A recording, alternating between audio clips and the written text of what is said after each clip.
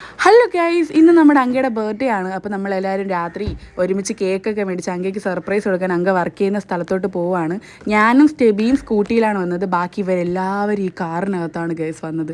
പിന്നെ എല്ലാവരും ഇറങ്ങി അവിടെ നിന്ന് അങ്കയുടെ ആൻറ്റി ഫോൺ വിളിച്ചിട്ട് പുറത്തോട്ട് വരാൻ പറഞ്ഞു. അങ്കയ്ക്ക് ഒരു ഐഡിയ ഇല്ലായിരുന്നു. അങ്ങനെ അങ്ക വന്ന് വഴക്ക് പറയുമോ ഇല്ലയോ എന്ന് കൺഫ്യൂഷനിലായിരുന്നു. പക്ഷേ അങ്ക നല്ല ഹാപ്പി ആയിരുന്നു. അങ്ക സത്യത്തിൽ ഞെട്ടി. ഞങ്ങളിത് സക്സസ് ആവില്ല എന്നൊരു ടെൻഷനിലായിരുന്നു. പക്ഷേ അങ്ക നന്നായിട്ട് ഞെട്ടി. പിന്നെ അവിടെ ഉണ്ടായിരുന്ന എല്ലാവരെയും വിളിച്ചു. നമ്മൾ ആദ്യമായിട്ടാണ് കേട്ടോ അങ്കയുടെ ഓഫീസ് വിസിറ്റ് ചെയ്യുന്നത്.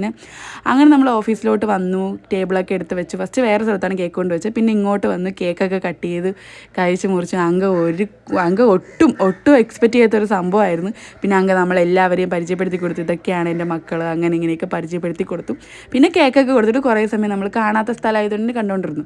അവിടെ നിൽക്കുമ്പോൾ തന്നെ നമുക്ക് വിഴിഞ്ഞ ഹാർബർ കാണാൻ പറ്റും. പിന്നെ മുകളിലോട്ട് പോയി നമ്മൾ കണ്ടിട്ട് നേരെ ഹാർബറിൻ്റെ സൈഡിലോട്ട് പോയിട്ടോ. അവിടെ പോയി പിന്നെ വിസിറ്റിങ്ങും കാര്യങ്ങളൊക്കെ കഴിഞ്ഞ് ഫോട്ടോസും വീഡിയോസും ആയിരുന്നു.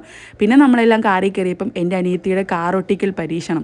അപ്പോൾ വേറെ ആർക്കും വിശ്വാസമില്ലാത്തതുകൊണ്ട് ഞാനും ഷെമിനും മാത്രം കയറിയിട്ടോ. ഷെമിൻ എന്ന് പറയുന്നത് ഞങ്ങളുടെ കസിനാണ്. ഞങ്ങൾ മൂന്നുപേരായിട്ടാണ് കാറിലിരിക്കുന്നത്. ബാക്കി എല്ലാവരും പുറത്തിരിക്കുന്നു. പിന്നെ പ്രാർത്ഥനയോട് കൂടി പോയി അവൾ നേരെ കൊണ്ട് ഒരു കുഴിയിലോട്ട് വണ്ടി കൊണ്ട് തള്ളിയിട്ടു. നന്നായിട്ട് ട്രൈ ചെയ്തു. ഇനി ട്രൈ ചെയ്യാതിരിക്കട്ടെ. പിന്നെ നമ്മളെല്ലാവരും വണ്ടിയിലോട്ട് കയറി തിരിച്ച് പോവുകയാണ്.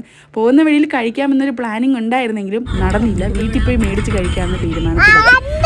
പിന്നെ നമ്മൾ നേരെ വീട്ടിലോട്ട് പോകുന്ന വഴിയിലാണ് ഇവിടെ അടി നടക്കുന്നത്. കാരണം അവർ സിസ്റ്റേഴ്സും എൻ്റെ കസിനുമായിട്ട് മാറി അവളെ ജസ്റ്റ് ഇങ്ങനെ കളിപ്പിക്കുന്നുണ്ടായിരുന്നു. അപ്പോൾ അതിന് ദേഷ്യത്തിൽ വഴക്ക് പറയുന്നുണ്ട്, ചുമ്മാ ഇരിക്കുന്നു പറഞ്ഞു. പിന്നെ എങ്ങനെ വീട്ടിലെത്തി ഫുഡും കഴിച്ചു. അങ്കയും ഹാപ്പി, നമ്മളും ഹാപ്പി. അപ്പോൾ ഇന്നത്തേക്ക് ഇത്രയേ ഉള്ളൂ.